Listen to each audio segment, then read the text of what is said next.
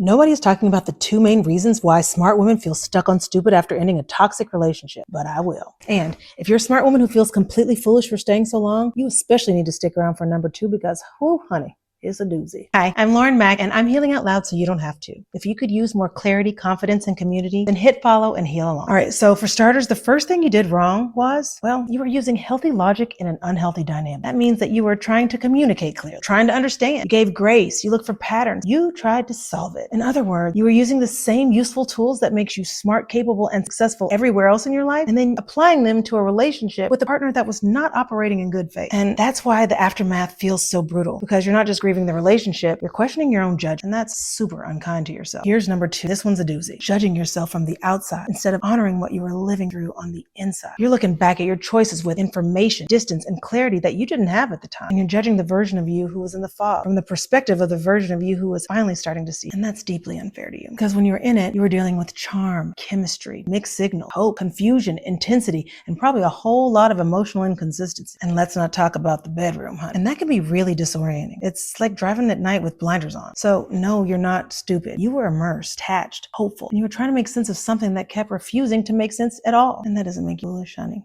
It makes you human. Look, I make this content not because it's comfortable, but because I really just want to help one woman break free from her toxic cycles and to help her rebuild trust, find her way back to herself again. If you're ready to go a little deeper, you can check out the caption for more. I love you. You got this.